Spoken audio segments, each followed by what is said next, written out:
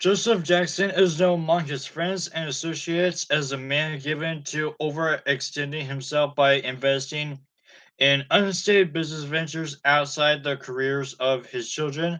Of course, some of the investments have been profitable.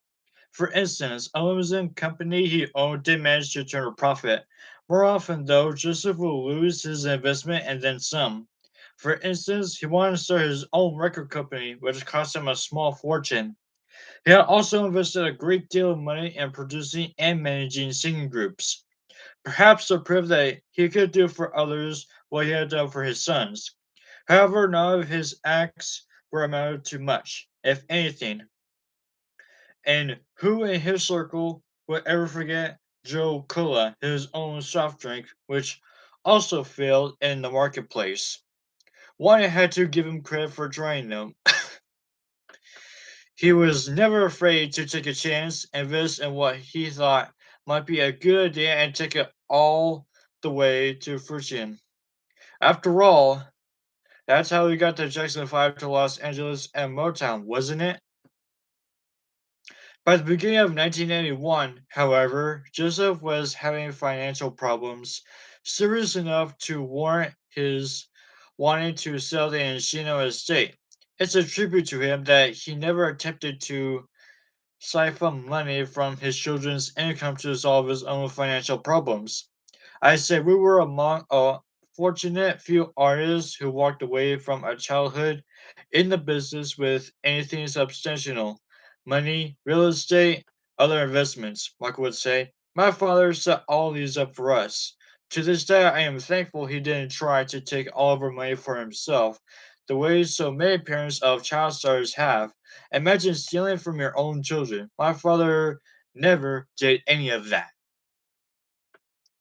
Joseph may have been a lot of things, but he wasn't a thief. He took care of his children's investments, and if they lost money, and all of them did, except for Michael and Janet, and maybe because they have inherited Joseph's penchant for bad investments, it wasn't because they didn't receive money that was owed to them. Joseph found the perfect buyer for his estate, his own son Michael. One might wonder if Joseph ever examined the ramifications of his offer to Michael before he made it. No doubt once he changed role from owner to tenant, his relationship with Michael would change as well. Barring unusual circumstances, in most familiar situations, the head of the family provides the lodgings. When the children become adults, they move on to their own homes. Changing roles in a basic way can often contribute a family dysfunction. Joseph had always felt fast to the theory that a father should be able to control his children, no matter what their ages, their desires, their expertise, being so determined to be in charge. It's surprising that Joseph never realized how threatened he would eventually feel by having to live in his son's house, especially when it had been once been his own. Of course, Joseph was dealing with Michael, and he knew and understood Michael's steadiness toward Catherine, if not toward him. He knew that Michael wouldn't kick them out of the house. In the end, Michael paid about $500,000 for his equity in the estate. Catherine and Joseph owned the other half. Eventually, Joseph would sell his quarter to Michael, leaving 25% to Catherine. One might also wonder if he had considered that the next time Catherine wanted to evict him, it might be a lot more likely that he would have to leave since she and Michael owned the estate, not him. Once he took over part ownership, Michael decided to completely demolish and rebuild the house. The address may have remained the same, but the new estate, Michael's estate, which took 2 years to finish, became palatial in scope.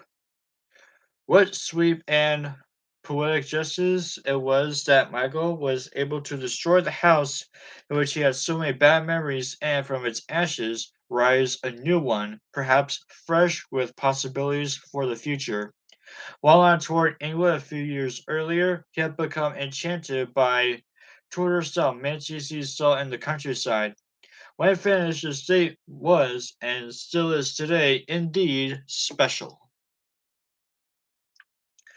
The brick laid drive opened to an ornate three-tiered white fountain in front of a Tudor-style home.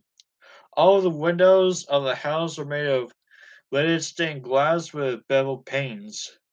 When Michael was in residence, the Rolls Royce that Tim O'Neill helped him select sat parked in front of the four-car Tudor-style garage opposite the home. Michael was still uneasy about driving. He would much rather take an hour-long detour than have to drive on the freeway in Los Angeles. I can't get on them, he complained, and I can't get off them either. A large welcome sign appeared above the garage doors. In the center of the garage structure stood an oversized clock with Roman numerals. Upstairs, on the second floor of the garage, a visitor entered a three-room picture gallery with hundreds of photographs of the Jackson family on the walls and even the ceilings. Outside, graceful black and white swans could be found languishing in backyard ponds. A pair of peacocks, two llamas, two deers, a giraffe, and a ram were also in residence. The animals kept in stables at night were allowed to roam freely during the day. Muscles, the 8-foot boa constrictor, was, Michael told me, tried to eat interviewers. Once Catherine was straightening out the living room when she discovered Muscles under one of the couch cushions. She let a scream that might have been heard all over Encino. Next to the garage, Michael constructed a mini version of Disneyland's Main Street, USA, including the candy store. There was a replica of a robotic Abraham Lincoln, which spoke, just as the Lincoln attraction did at Disneyland. Whenever Michael went to Disneyland, his favorite place on earth, there would be total chaos because of his fame. Therefore, he preferred the Disney employees to lead him through the back doors and tunnels of the attractions. And as you know, he's built his own little world of Disney, pre-secure to the expansive amusement park he would one day build at Neverland. Other puppet characters were added to the private amusement park. These are just like real people, Michael explained to the writer, who looked at them askance. Except they don't grab at you or ask you for favors. I feel comfortable around these figures. They are my personal friends. Winding brick paths decorated with exotic flowers and neatly cut shrubs led to secluded corners of the large estate where Michael would often wander alone to meditate. The swimming pool was huge and inviting, water spouting from four fountainheads carved like bearded Neptunes and a retaining wall. A waterfall spilled in front of two lovebirds. The ceramic fashioned in elaborate, colorful tilework. Cool looking waters that casted down into the main pool and then flowing into a bubbling jacuzzi. On the ground floor of the main house was a 32-seat theater with plush red velvet seats and equipped with 60mm and 35mm projectors. The walls and the curtain in front of the screen were teal blue. Michael spent countless hours in the theater. There were always Fred Astaire movies ready to be screened, as well as Three Stooges films. I put all this stuff in here, he observed, so I will never go out there, he said, indicating the outside world. There was also a wood paneled trophy room where many of Michael's trophies were displayed in mahogany cases. All of the Jacksons' gold and platinum albums covered the walls. The family joked that if Latoya ever managed to get a gold album, there would be no place to hang it. So far, that has not been a problem. Amid the magazine covers and other memorabilia, There was a 6 foot long diorama of Snow White and the Seven Dwarfs. One day I got a call from Mike, recalls David Howell, who was employed by Michael as a video historian. Come by with the video equipment, you'll never guess who's coming over. Who? I asked. Snow White and the Seven Dwarfs. He hired Disney's costumed actors. I said, oh, okay, cool. Nothing was unusual when you worked for Michael. C's video of that day shows a childlike Michael, 26 years old at the time, playing with the dwarves in the trophy room and being serenaded by Snow White. From the expression on his face, one might think it was one of the happiest days of his life. A circular white marble case with a green carpet runner led to the upstairs quarters, a gym, and 4 bedroom suites, each with its own bathroom. Michael's bathroom was large and cluttered. I just want room to dance and have my books, he said. He had no bed. He slept next to the fireplace on the floor, which was covered with a plush green rug. Some of the walls were covered with fabric. Pictures of Peter Pan hung on others. There were wooden shutters over the windows, which he usually kept closed. The room was always a mess. Not slobbish, just messy. Books and records were everywhere. Videotapes and music tapes piled high. Fan mail was stacked in the corners.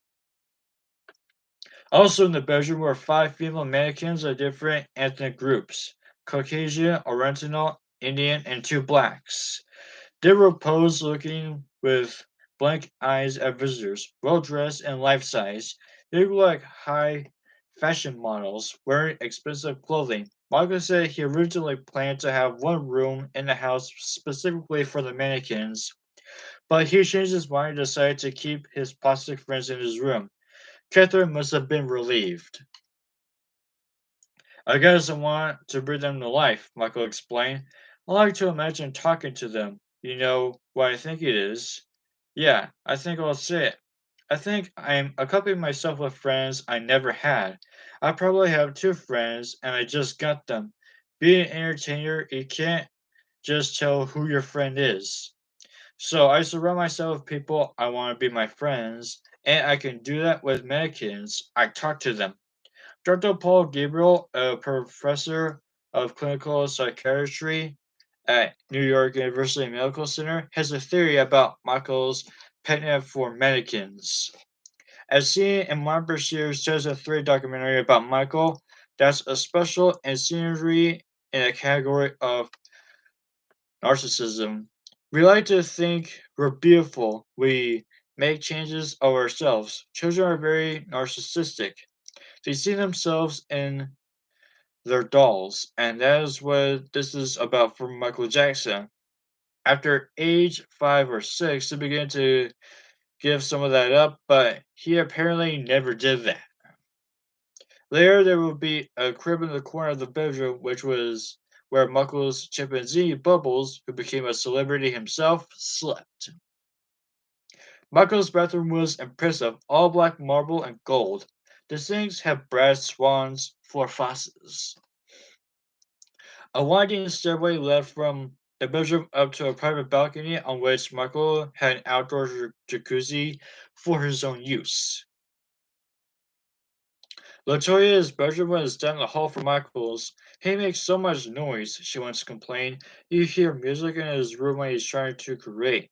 Or you hear the Three Stooges on TV and he's up all night, laughing. The light is always on. Michael's forever reading books. You can't get in his room for the books and junk. I feel sorry for the housekeeper. Ever the practical jokester, Michael enjoyed hiding bugs and spiders under Latoya's sheets so that she would scream upon finding them. Also, said Latoya, Michael wouldn't think twice about going into anybody's bedroom, opening drawers and looking inside. He would frequently uh, exploit his family members by poking his nose into their personal business, but he would become extremely upset if anyone ever did such a thing to him. Hayvenhurst, unofficially named everything in Chino Street on which it was located, was the perfect retreat for Michael Jackson. It was certainly a far cry from the modest home in which he had been raised as a small child, and even from the traditional home that had previously been on the property. From the roof of the house, Michael would watch the sunset and the glow of the twinkling white lights that decorated all of the property's trees and outlined the framework of the house.